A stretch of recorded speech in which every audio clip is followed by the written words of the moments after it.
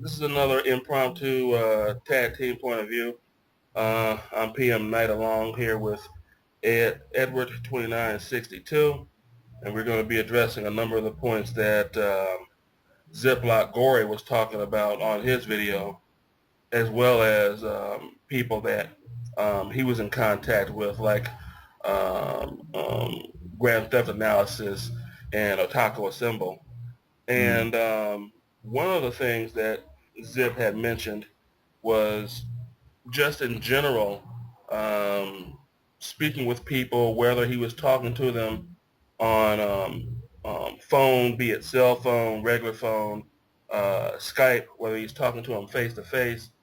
Sometimes he was of the mind that what are these people really thinking when he's separate from them, or when they've hung up the phone, or when they've shut the door, or what have you.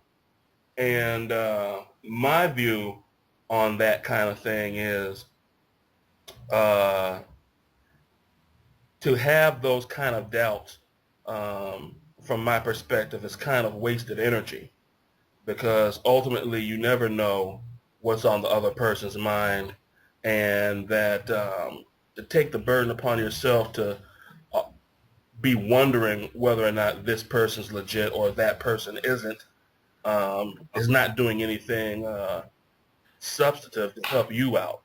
And until the person or persons, he or she, reveals themselves to be something other than that which they project themselves to be, uh, I personally wouldn't waste any thought on it. At least that's my take on it. How do you feel about that situation, Ed?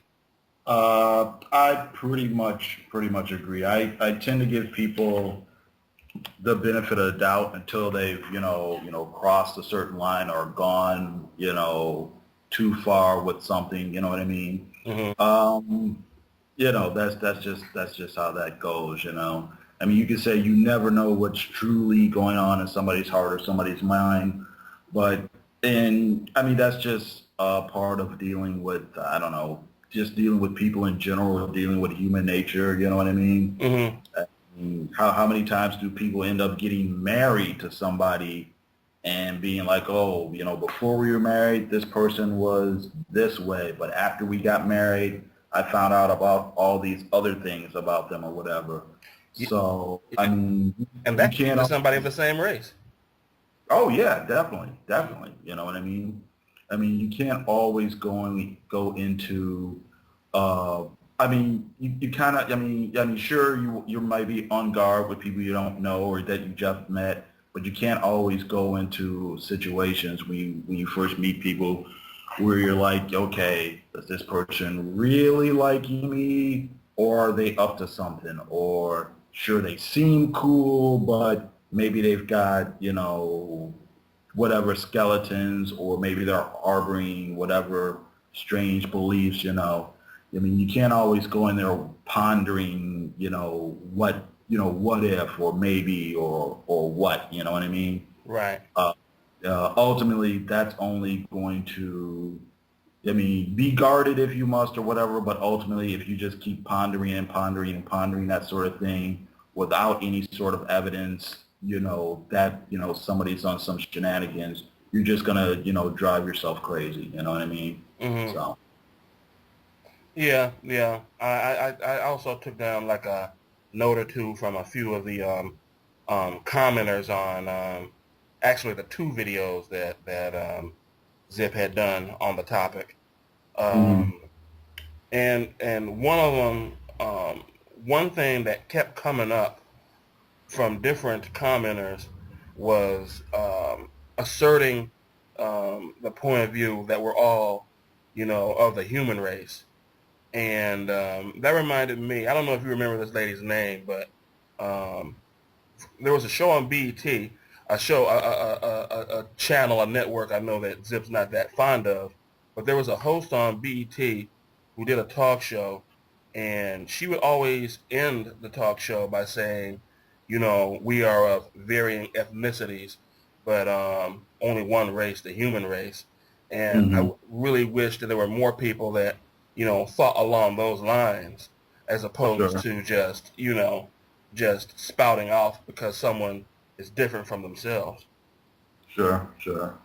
Um, I mean, but that I guess ultimately where the conflict comes from. You know what I mean? I mean, any of us can recognize that someone might be from a different culture or a different background or a different ethnicity or whatever, and that's fine. You know, I might be proud of my race, you might be proud of your ethnicity, this person is proud of their country or whatever. Hmm. But still, you know, as human beings, there's, you know, certain things that we can, you know, find middle ground to come, you know, to come together on, or even learn from those differences. You know what I mean? You know, just you know, you might be somebody you know, you might be willing to learn about somebody's, you know, background or the foods they ate there or their grandmother's story here or whatever. You know, to me that stuff is interesting. You know, to me personally. You know, but you know, sad to say, there are people who will use those um, differences or whatever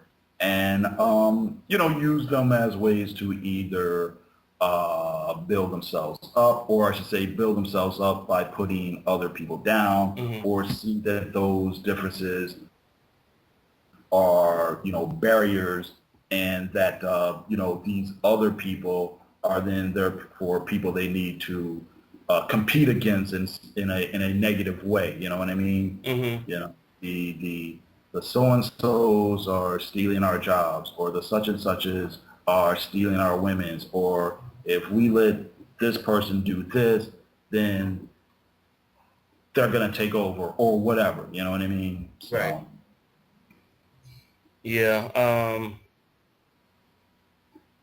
That kind of brings me probably not to anything that Zip specified, but um, just coming across a number of channels that are racially derisive, um, um, and kind of distinguishing between, who is a flat out racist and bigot or whatnot, and who is um, um, who I consider to be basically a perpetrator. That Mm. they're not that they in and of themselves may not be necessarily a racist, but just somebody that likes to get under people's skin. Okay. More commonly known to in the internet world as trolls. Okay. Sure. They don't really have any kind of historical context to be spouting off about racially derisive words, but because they've heard them said, and they know people quite often get upset about that kind of word speak, that they'll go ahead and just needle you, not because they necessarily hate somebody of a different color, but because they're pranksters that likes to just um, get their jollies by Sure. basically pissing people off. Sure. Exactly. Exactly. So not to give any legitimacy to people who have flat out blatant racist mindsets, but at least someone, if you have a white guy who's up for promotion, and there's a black guy arguably less qualified, but because of affirmative action is able to make it in, that Hmm. doesn't give that white guy any kind of legitimacy to spout off racist rhetoric. But at the same time, I get his frustration. Sure. So my whole thing is, the racists, the racists that are blatant, I can pretty much deal with them because I know that their position comes from a place of hate and ignorance and all that jazz. But the poser, the troll, um, Uh-huh. they're just doing what they can because they can. Sure. Well, it's like you said, it's just a way they're trying to be pranksters. They're trying to get a reaction out of a person, and they know that's an easy way to do it. and they know over the internet, over these here interwebs, there's not going to be very much, consequences for it. You know what I mean? Mm-hmm. It's, I mean, the absolute worst thing that can happen to you is maybe you'll get, banned from a website, or you'll get your comments blocked from YouTube or whatever, Mm-hmm. um, as opposed to, pulling these pranks or trying to egg people on in a real life situation, and I know, that wouldn't happen, Right. so, I mean, stuff like that, I don't know how I want to say it. I don't know. I don't want to be super trivial and be like, well, you just got to like brush it off. But on the other hand, you kind of got to brush it off. You know what I'm saying? Yeah. Well, it's one of those things like today I was watching, I guess, an old episode or a relatively old episode of the Justice League. Uh-huh. And this is one where they were being thrust in different points in time. And in this particular episode, about 4 or 5 members, including Jon Stewart, were back in World War II. Okay. But it was an altered World War II that had some futuristic elements in it. Okay. And after watching it, I was looking at some of the comments, and Jon Stewart ended up being a part of, I think they were called Easy Company, back Okay. with the Sergeant Rock deal. Sure. And his ring had just ran out of power and whatnot, so he had to basically be a foot soldier along with them. Mm-hmm. And one could probably argue back and forth whether or not that situation could happen given the time period and what color John is. Uh-huh. But foregoing all of that, pretty much most of the comments were like, bravo, well done, way to represent the Marines, and, stuff like that. Okay. Of course, you got to get that one person because in order to evade capture or being killed, John jumped into like a muddy pool. Uh-huh. And when he came out, it was sort of like Arnold Schwarzenegger from the Predator deal. Sure. And you had that one commenter that just had to be just sling his crap around and say, in large caps, mud nigger. Well, And it wasn't it in and of itself that didn't get to me because I'm not one to go off on trigger words. Uh-huh. But just to know someone that's that ignorant, and if I had to take a guess, my guess was that this was somebody probably of teenage years, who either heard the term via some movie or whatever else, or a parent or whatever, and decided to go ahead and just throw that in there. Okay. But see, No, but that's, oh, I'm sorry, I didn't mean to cut you off. no. I was done. Go ahead. I was just gonna say that's exactly what we're talking about right there. Like you said, all the comments are like, yeah, way to go, cool, John, way to represent, Mm-hmm. Somebody throws it in there because you've got all these happy comments. Somebody's thinking, ha ha ha, I know how to rile them up. Let me put the N-word in there. Typing it thinking that he's funny and he's gonna start a big flame or whatever. Mm-hmm. I mean, to me, I'm just like, screw that person. And, you just got to move on. You know what I mean? It's especially on the internet, you know what I mean? You have to like decide how much energy you want to spend, not so much debating an actual issue, because that person didn't bring up an issue, Mm-hmm. but how much energy you want to spend feeding into somebody's, juvenile behavior, you know what I mean? And feeding into their ego as well, you know what I mean? Mm-hmm. This guy's thinking, here's how I assure you this person is not the type of person that's going to, you say he's a teenager. He could be a teenager. He could just as easily be, you know, a 25-year-old man. You know what I mean? Right. And I wonder if, like I said, he was in a sports bar, would he, you know, walk up to somebody and say, hey, you know, you look like a nigger, or hey, or even if it's not a black-white thing, hey, you look like a spick, hey, you look like a Jew, or whatever, you know? Mm-hmm. Would type of person, my thing is the type of person that sits around typing crap on on a keyboard is not the type of person that's really into uh, direct face-to-face confrontation. You know what I mean? Mm-hmm. And I say that, you know, I say that it's just to call myself out. I'm not out there, you know, fighting with people in bars and, you know, talking like I've got all this type of swagger.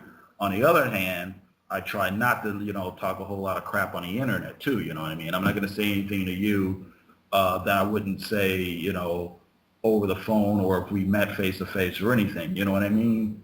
You Mm-hmm. know, it's uh, I don't know if I want to say in general life, you just need to know how to have some sort of decorum and whatever and whatever. And the whole idea that, like I said, you know, somebody's going to sit there and throw the N-word in there. Well, it's obviously somebody, even if that person isn't a teenager, is somebody who has that juvenile mindset. And like you said, he knows he can use this word to get people ranked, you know, upset and rankled and whatnot, you know. And, you know, Right. Yeah. I know another commenter had mentioned something along the lines of had brought the phrase in of, you know, if the world were one color, and I think if not that commenter, another commenter had said, even if the world were one color, human nature being what it is, chances are uh, something else would be the thing that would separate somebody from somebody else. You know, mm, either uh, we're all beige, but one of us has green eyes and the other one has purple eyes. sure, sure. You know, so I never really bought into that. If the world were one color, you know, there'd be this instant harmony or anything like Right, that. right, You know. right. Sure, sure. I see that. I see that. I mean, not to, well, I guess, well, since we're talking about the subject, let's go there. I mean, you could talk about what happened in Rwanda, you know, the genocides there, you know. It's basically people who are, you know, black people fighting other black people, but their ethnicity is slightly different. Hmm. And, you know, you had a genocide over that. I remember when I was really young, when I first heard about the Holocaust in Germany, at first, I didn't understand it at all, you know, because I was like, well, wait, these people are German and these are white Germans and these other people are white Germans. You know, why are they, you know, fighting against them, you know? And I had to explain to me, well, okay, even though these people are white Germans and these people are white Germans, these white Germans over here are like Jews. And so that's why these white Germans don't like these other white Germans. You know what I mean? Hmm. Um, so yeah, like you said, the whole thing of and there's a thing going on in uh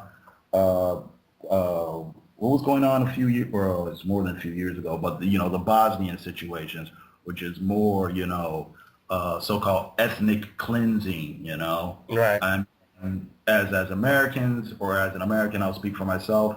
If I wouldn't be able to tell one Bosnian from another Bosnian, you know what I mean? Hmm. But they can tell, and you know, and they found that cause enough to, you know, react with violence and hatred against their countrymen. So, Hmm. I think, like you said, you know, that's uh, you know, that's a point, you know, that does say something about, you know, human nature. You know, we say, you know, if the world were all one color, Hmm. you know, point to examples now, right now, in places where most of the people are one color, but there's still, you know, ethnic strife or what have you, you know, so. Yeah. Yeah. And from my point of view, not to be a downer, it's one of those things where I don't see that in and of itself changing anytime soon. It's going to be one of those things where, unless there's some sort of cosmic event or divine intervention, we're pretty much hit with there's always going to be this faction and that faction, Mm-hmm. addressing a couple of other commenters. I kind of wish I had written their names down, but this whole thing about um, um, waiting for a certain order or waiting for a certain demographic to die off so that the people who have originally, well, not originally, but earlier have espoused these views will pass on. That there's this presumption that the younger folks won't take on the mantle. I think it's pretty naive thing to think. Like Right. I'm fairly certain that once you and I are gone, it's not going to be, if we could look down from our celestial planes, that we're going to see, oh, racism did die off.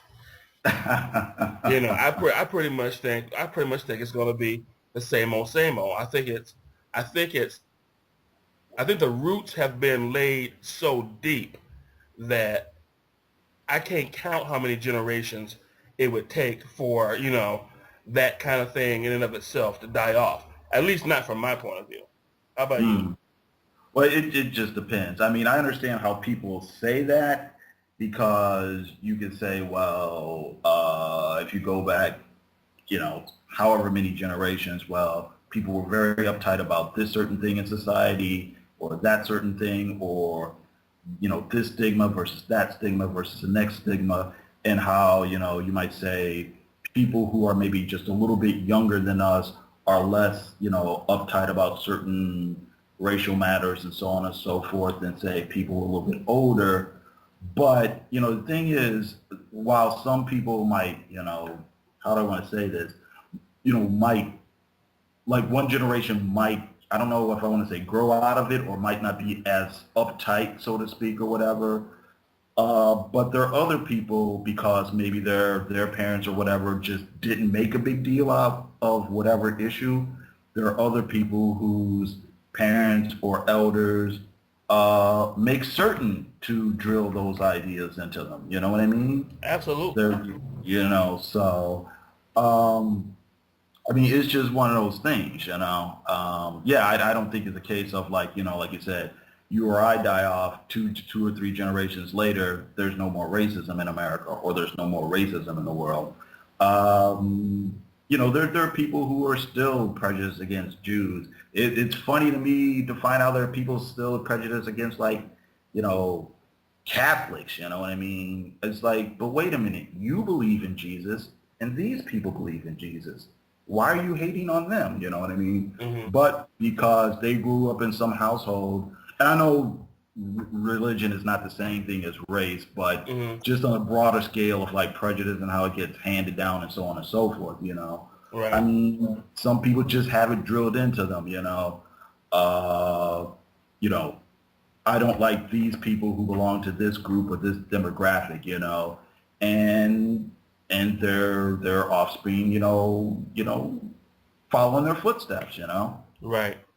So I don't know. I Well, mean, I know there are instances where, I mean, I know there's instances where people kind of break off from whatever, those type of teachings, if you will, from, their parents or their mothers or their fathers or, crusty old granddad or whatever, and they reject that.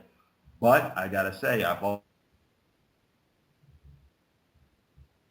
also heard of stuff that was just the opposite, where people have grown up in fairly quote unquote liberal households, but because this person had whatever experience they had out on the streets or in high school or college or whatever, or whatever, losing whatever job, they ended up adopting, a racist outlook, if you will, just because of whatever happened to them, on a personal level. So it could go both ways. It could go either way. You know what I mean? So. Yeah, I remember an acquaintance of mine at the job I used to work at where this guy pretty much hated anybody of Asian origin.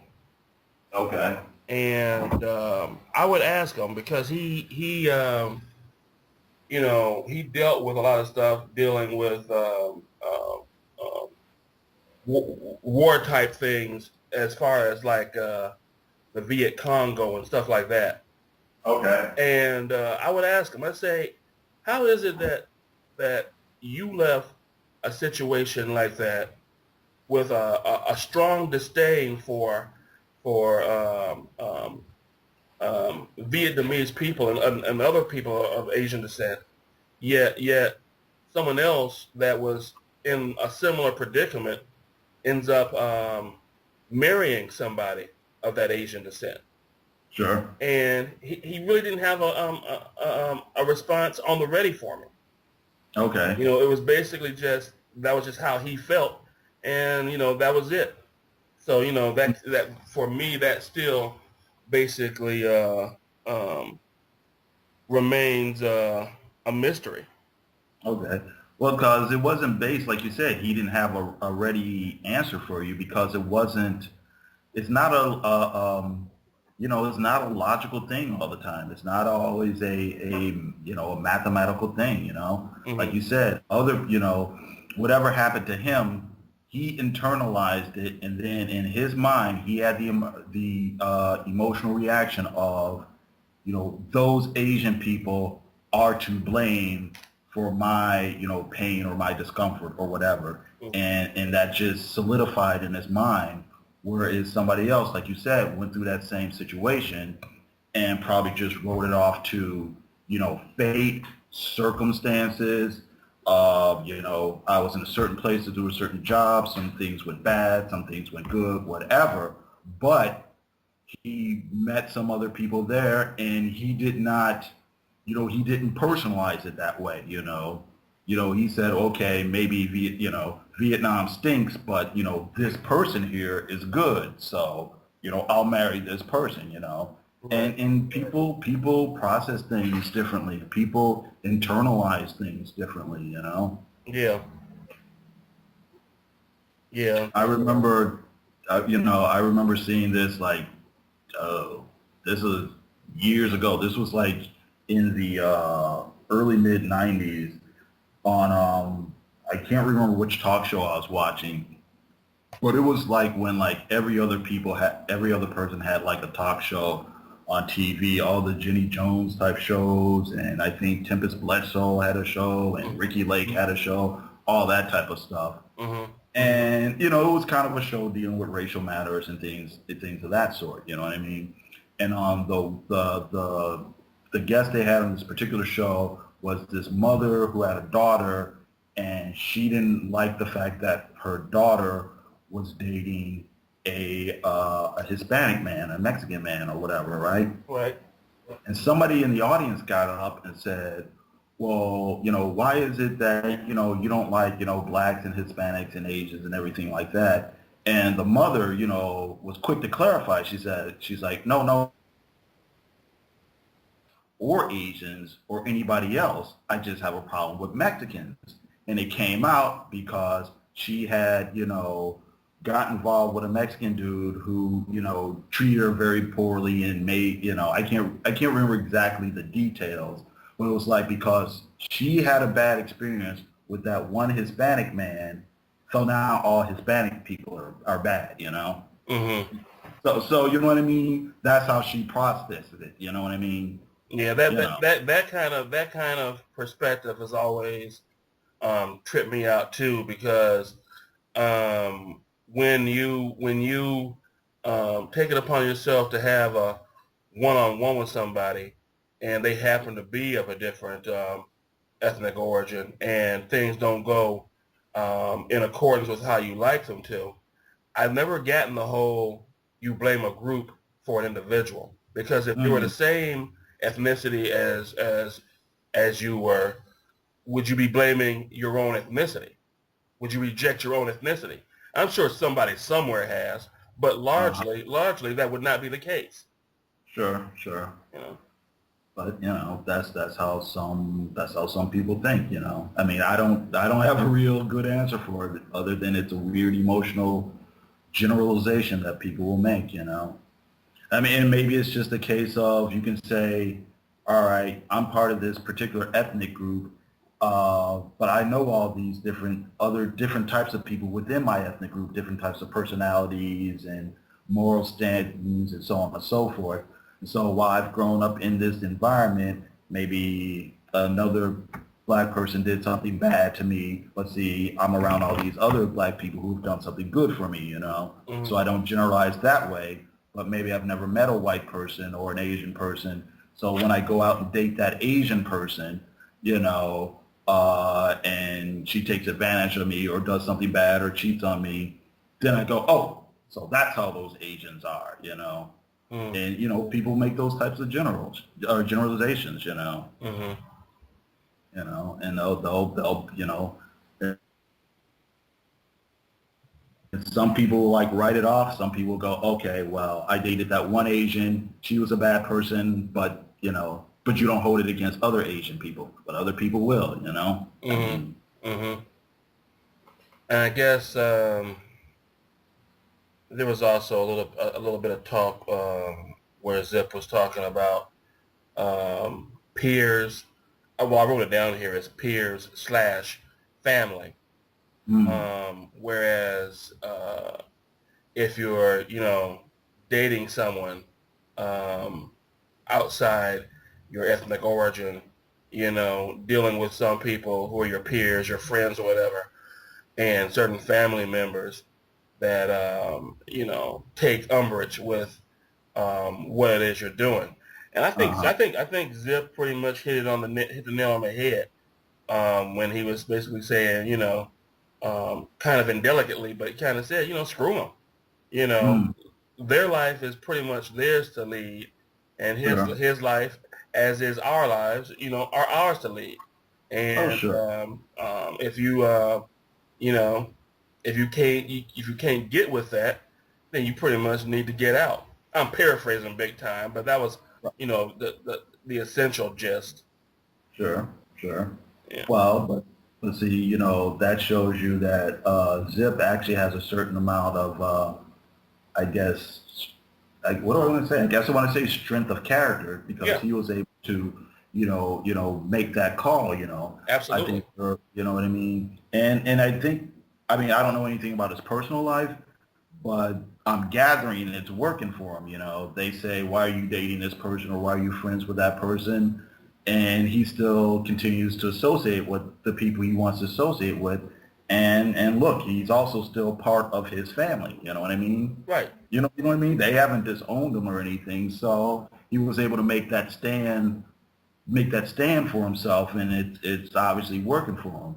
But there are people who can't handle that pressure. You know what I mean? Hmm. Or who do stand up, to that type of, do stand up to it and do end up getting cut off or disowned. So. Yeah, I remember a friend at work. Um, um, she had just recently at that time become engaged, but prior to that, I remember myself, her, and a few other people were talking about interracial stuff, Uh-huh. and someone broached the topic to her, and she basically said something along the lines of, "Do you know what my father would say if I brought home a black man as a potential husband?" And I didn't voice anything to that, but I was like, whose life? I was thinking, whose life is it, yours or his? Well, but see, she evidently felt that he was the more, you know what I mean? That she would have, he gets to say what goes on in our life. She obviously felt that way, you know. Yeah, yeah. Yeah. I just thought it was. I just thought it was. I just I thought it mean, was sad. I mean, look at it this way. Look at it this way. I mean, and I know it's especially rough on people who are like younger, people who are maybe in their earlier 20s or whatever, who need that support structure, or even people in their teens. I mean, look at it this way.